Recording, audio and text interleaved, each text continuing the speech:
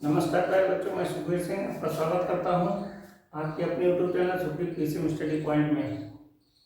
आज हम पढ़ेंगे कक्षा 11 का रसायन विज्ञान अध्याय 3, जिसका नाम है तत्वों का वर्गीकरण और गुणधर्मों की आवर्तता। तो इसको चलो शुरू करते हैं कंटिन्यू।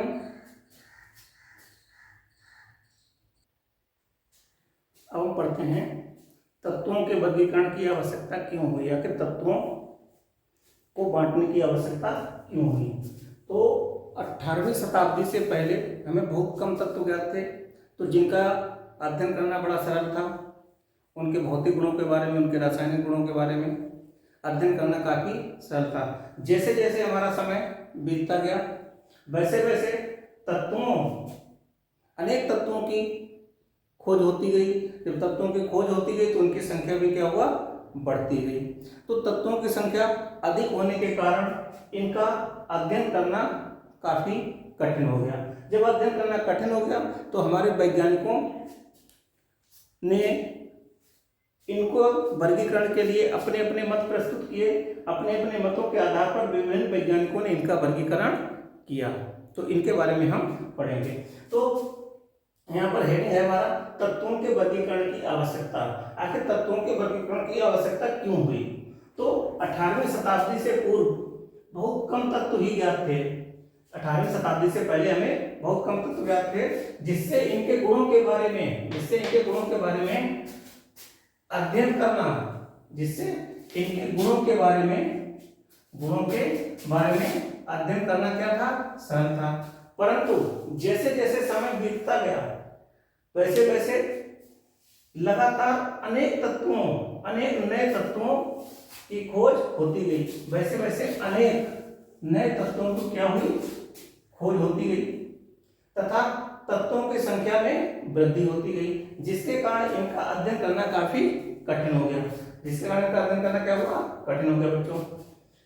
तत्वों के अध्ययन को सरल बनाने के लिए, जब अध्ययन करना कठिन हो गया तो इनके अध्ययन को सरल बनाने के लिए विभिन्न वैज्ञानिकों द्वारा इनका वर्गीकरण किया गया। देखो किस आधार पर किया गया। तो तत्वों के वर्गीकरण की प्रारंभिक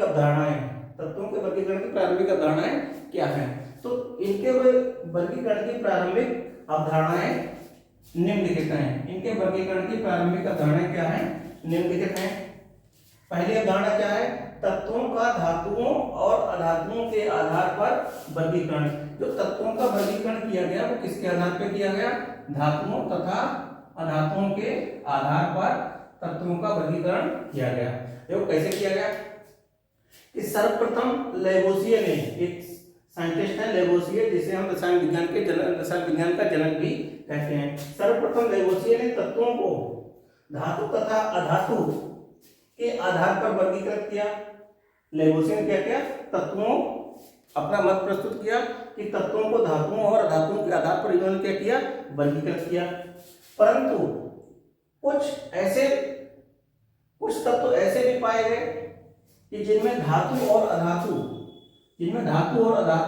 दोनों के लक्षण पाए गए, कि कुछ तत्व ऐसे भी मिले जिनमें धातुओं के भी लक्षण पाए गए और अधातुओं के लक्षण भी पाए गए, जिन्हें क्या कहते हैं, उपधातु कहा गया। जिन्हें क्या कहा गया, उपधातु। जैसे आर्सेनिक और एंटीमनी, ये ऐसे तत्व हैं जिनमें धातुओं के भी गुण पाए जाते हैं और अधातुओं के गुण भी पाए जाते हैं, जिसके कारण इनका ये विभाजन क्या हुआ, उपयोगी सिद्ध नहीं हो सका और ये विभाजन क्या हो गया, असफल रहा। इसके कारण इनका ये जो वर्गीकरण था ये असफल हो गया। ठीक है। तो पहला क्या है, धातुओं और अधातुओं के आधार पर तत्वों का वर्गीकरण, इसने क्या था, लेवोसिये ने। अब हम बढ़ते हैं दूसरे वर्गीकरण की ओर।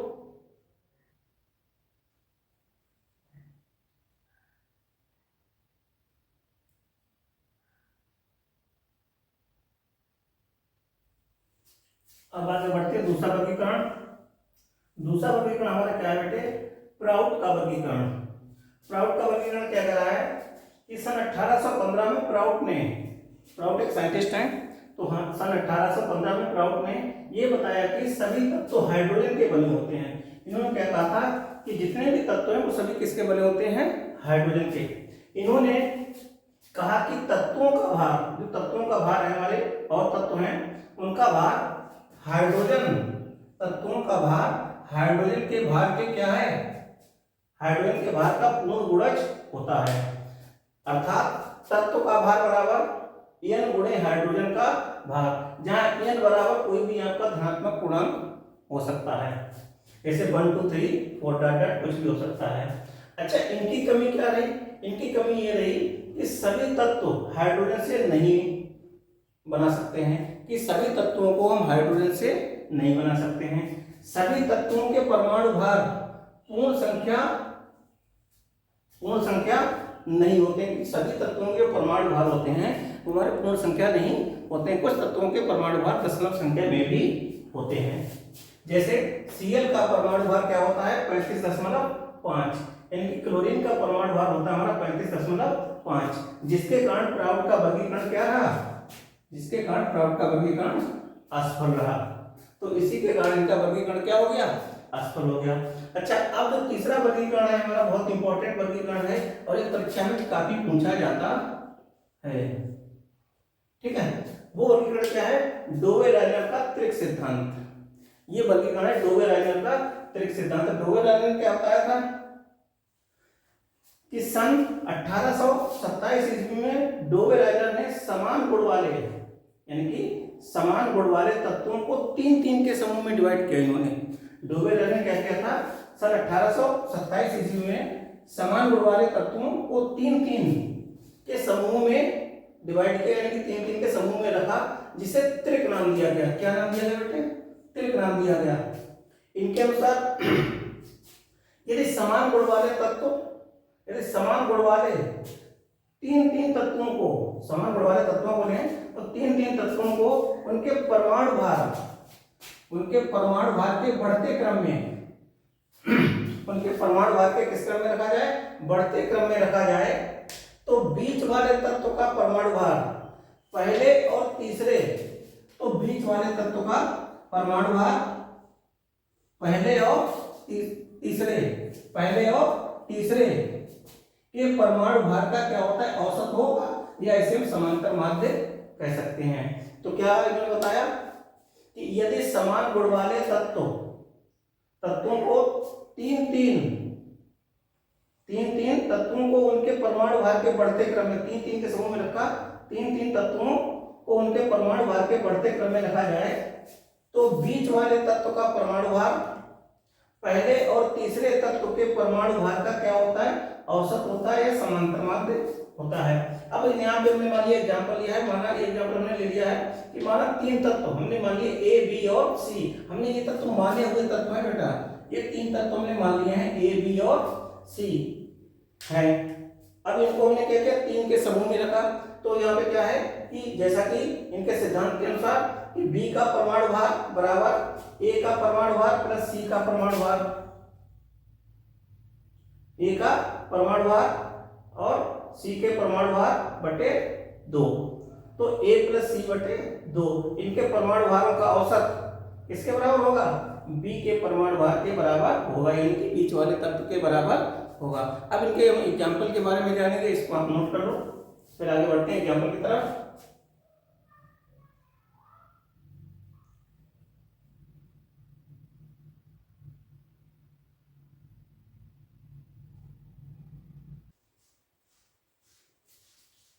इसका पहला एग्जाम्पल है, हमारे तत्व हैं पहला लिथियम, सोडियम, पोटेशियम। इनको हमने 3-3 के समूह में रखा, तो जिनके परमाणु भार किस क्रम में, बढ़ते क्रम में है। लिथियम का परमाणु भार है 7, सोडियम का परमाणु भार है 23, पोटेशियम का परमाणु भार है 39।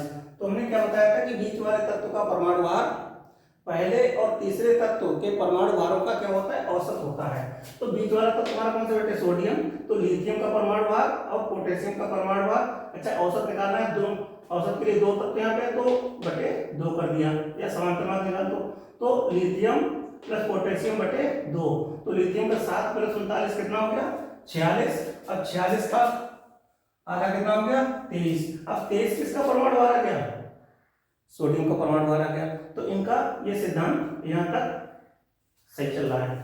अब देखते हैं दूसरे एग्जाम्पल की तरफ। तो दूसरा एग्जाम्पल क्या, इन्होंने दूसरा त्रिक समूह बनाया, किसके बीच में बनाया त्रिक समूह, क्लोरीन के बीच में बनाया, ब्रोमीन के बीच में बनाया और आयोडीन, यानी क्लोरीन ब्रोमीन और आयोडीन के बीच में एक त्रिक समूह बनाया, क्लोरीन ब्रोमीन और आयोडीन का। इनके परमाणु भार क्लोरीन का है आपका 35.5, ब्रोमीन का है 80, आयोडीन का है 127। तो हमें निकालना है ब्रोमीन का परमाणु भार कैसे आएगा। तो Cl प्लस आई बटे 2, Cl का हमने कितना है 35.5, आई का कितना है 127, तो जोड़ा तो कितना हो गया 162.5। तो इनका औसत कितना आ गया 81.2। अब आपको यहाँ पे 80 है यहाँ पे, तो औसत में 2 पॉइंट इधर या 2 पॉइंट उधर हो सकता है, ठीक है। तो इनका सिद्धांत यहाँ तक भी लगभग सफल रहा। फिर तीसरा इन्होंने त्रिक समूह बनाया फास्फोरस, आर्सेनिक और एंटीमनी को लेकर। तो इनका बनाया तो फास्फोरस का परमाणु भार है आपका 31, आर्सेनिक का 75, एंटीमनी का है 120। तो इन्होंने निकाला आर्सेनिक का परमाणु भार बराबर फास्फोरस प्लस Sb बटे 2, तो 31 प्लस 120 बटे 2, 151 बटे 2 का मतलब कितना हो गया 75.5। ये किसका हो गया आर्सेनिक का परमाणु भार का औसत आ गया। हमने कहा था औसत में ये 2 पॉइंट इधर या उधर चल सकता है। तो ये भी यहाँ तक भी इनका सिद्धांत लगभग सफल रहा।